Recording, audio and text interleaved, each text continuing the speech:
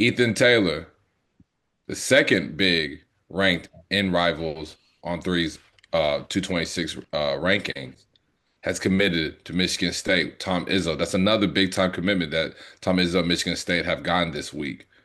Joe, what's the rundown? How did this process come about? I know you broke it down a little bit in last episode, but just give the audience a full clarity of how this went down. Yeah, it's interesting because I think everyone initially thought that Ethan would land at Kansas. He's from there. He's an in-state kid. They were on him earlier. I can't remember exactly when Michigan State got involved, but there wasn't really you didn't think like Michigan State was going to have a real chance here until he got on campus in East Lansing. And I read an interview after Ethan got back from his Michigan State visit. Jason Killup, who is a Michigan State beat reporter at Rivals, he wrote it. He interviewed Ethan. I read that article, and after I got done, I was like, "That kid is going to Michigan State."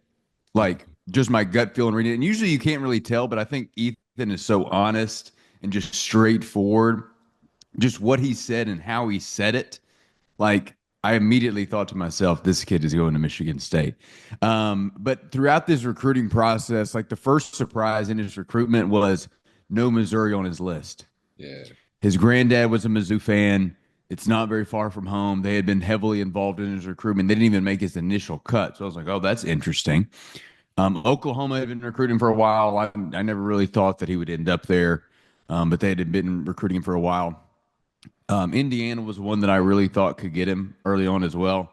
And then it basically came down to Michigan State and Oregon. And I don't think he wanted to go that far away from home. But I think Izzo made a huge impression on him, and just the rest of the coaching staff. And I think Ethan felt very comfortable at Michigan State and felt like he was a part of one of their own. And just everything, passed the vibe check. And so, I mean, huge get for Michigan State, their fourth commitment in this class. So really like what they're doing. Yeah, no, that's definitely big time.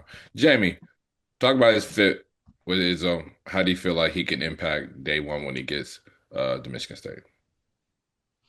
Well, you're looking at Ethan. What you see, he's big. He's a very big human being. Legit 7'1", long, and he's got a strong frame. Now he's going to have to continue to add weight and do all that, but he's just got a physically big stature, very projectable moving forward. Watching him play, you see that he plays within himself. He doesn't do things that he's not able to do. He's a low block player, and he plays a high percentage game, kind of around the basket. Defensively, you see the upside when it comes to his size.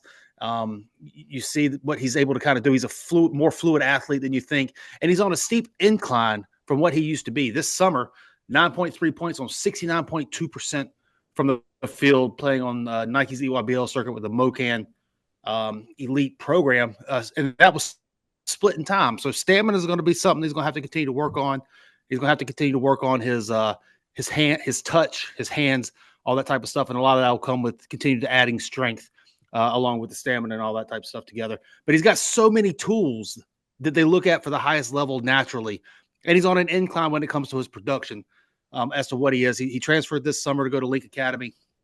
And he's going to have a whole nother year before he gets into college to see what he get. But this is a huge get because of the upside, the long term of what it is, and the fit that he has with Tom Izzo. Tom Izzo takes guys as long as you're willing to do the physicality, as long as you're willing to get in the mix and mix things up. He'll work with you and develop you. As you look right now, Carson Cooper, Jackson Kohler, two guys that came into the program, develop, starting bigs now in the Big Ten.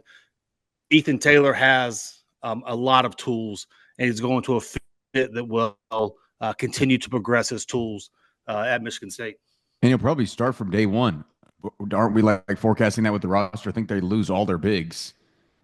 Like, unless they bring in somebody from the portal. I think wouldn't he more than likely be a starter on next year's Michigan State's roster or Michigan State's roster? It'll be interesting to see how that kind of plays out. Yeah, it'll be interesting to see how that plays out. I mean, he's big and all that stuff, and we never know what's going to happen with the portal, and all that. But there's a whole lot of size that he has to himself, and there's a high ceiling that he has with his game. Joe, you talked about him potentially starting. Just give everyone your breakdown on on Ethan and how you feel if he does have the opportunity to start or just get a large amount of minutes, what he could do on day one. Yeah, I was just checking out the Michigan State roster here. It looks like the only big that would be returning next year is Jesse McCulloch, who redshirted last year, who's a redshirt freshman.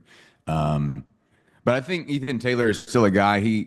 Like I guess I shouldn't put the pressure on him that he needs to be a starter from day one because it just depends on how they feel with him throughout the summer or what the portal looks like because he does need some time to develop.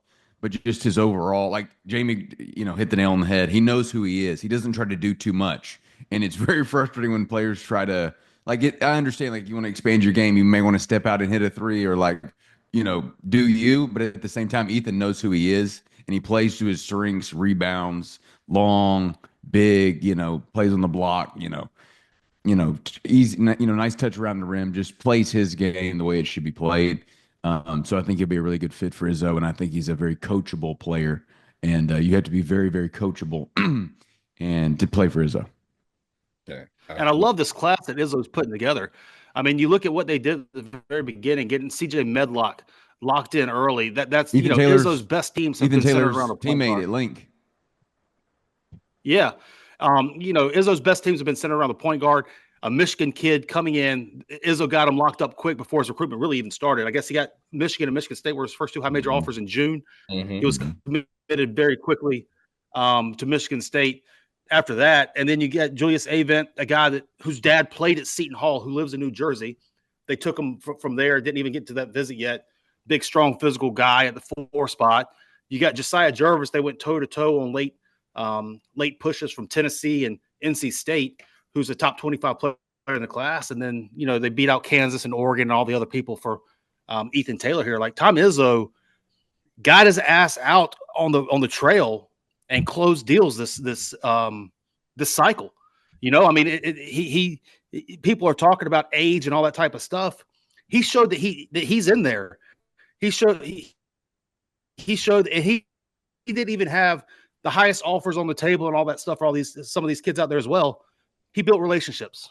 I The bet old school I way would still doubt he kind of had the works highest within offer for this, any of them. and this class is showing it.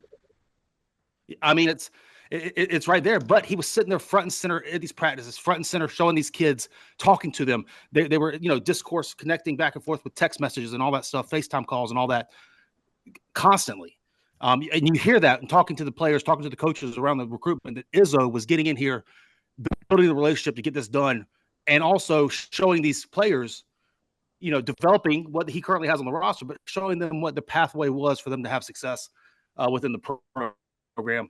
I love this class that he put together. I think Medlock's got a chance to be a great player collegiately. I think Josiah Jervis has a chance to be a great player. Avent, Taylor, a lot of upside with this class. And, it's just kudos to Izzo and his staff for putting it together. Yeah, and they're also still involved with Maximo Adams. Let's not forget about him. Like I personally think it's more unlikely than likely that they're able to get him now just because of, you know, maybe potential Mm-hmm. fit. Like how does he line up with, Right. potential returners if Cohen Carr comes back, if he's not a draft pick, like, all the other schools recruiting him, they might be able to allocate more of their NIL funds, like a Texas or a North Carolina, because Michigan State's paying 4 freshmen. They already got 4 freshmen committed. They already got probably a sizable amount set aside for them, but they are still in the hunt for him. So it'll be interesting to see how that pans out. And if they get Maximo Adams, that would be wild. But I guess that's to be determined. Right. No, 100%. No, I for sure. And what I like about what Izzo's doing, with NIL and especially at the high major level, and coaches have complained in the past, or we've seen coaches that have left the game because it's just so different. One thing that we've seen with Izzo is he's adapted, right? Even though he's been coaching for a very long time, been successful, and he's still successful in the recruiting trail with how NIL, especially with recruiting, he's still able to build relationships like Jamie and Joe y'all have talked about, but also, they got to the number. Obviously, the NIL number makes sense, but also build a Mhm. relationship and also show them the development and the path. So I think Izzo's done a really good job of still adapting to the current climate of recruiting, especially high school recruiting.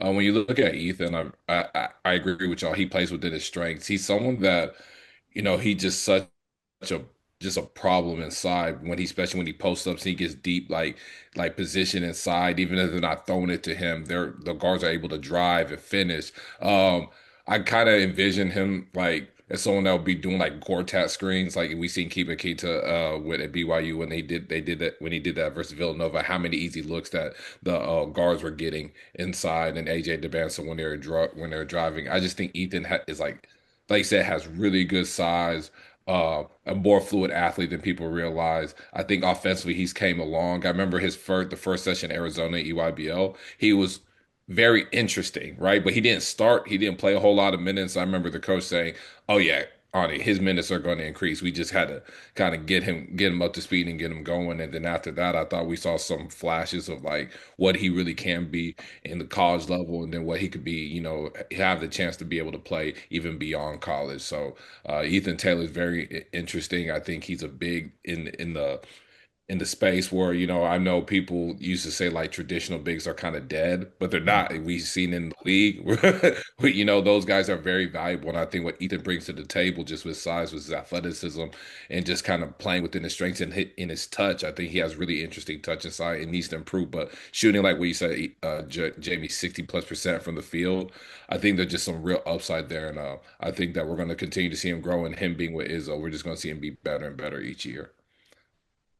Yeah, and another thing with that too, something that he does very well. Obviously, we talk about paint touches, being king in basketball, touching the paint, collapsing the defense, spraying the ball, getting open looks. With him, it's more of a traditional on the block type situation. You're able to throw the ball down to him on the block. The defense has to adapt to that, and he finds players. He showed this summer that his passing ability of being able to pass away from the defense and everything, to get players open as well. It like you said, Ani, the big man is not dead. I mean, we're looking at these last couple drafts that we're seeing the Donovan Kling's of the world, the Zach Edey's of the world being valuable at the highest levels of the NBA draft. But then we're also looking at the NCAA tournament. Florida won last year with 4 bigs. Like the bigs, Houston, they always have bigs on the roster. Bigs are so valuable in the college game. And then Joe, we're looking at the portal last year. The most valuable guys coming out of the transfer portal were all bigs. Bigs were just going. So the value of bigs is massive. But also too, Ani, you mentioned the adaptation of Izzo and everything. I think it's awesome to see how he's adapted to this phase of recruiting by not giving up the values of what he values in a game. You see that this thing of players, the big, strong, physical 4-man with Avent. He's had that for 20 years. Yeah. The versatile 2-way guard, like Josiah Jarvis, he's had that for 20 years. The heady point guard that's tough-minded, like CJ Medlock, he's had that for 20 years. Like these are the players he's able to see. He identified these guys, a net of like 10 players, and honed in on them and got the class that he wanted with guys without compromising the values of what he brings to the winning that he's done for the last 25 years. So in the adaptation, it's very cool to see Izzo having done that with this class. Absolutely, 100%. Ethan Taylor, committed to Michigan State, the big fella, going to be playing for Tom Izzo out in East Lansing.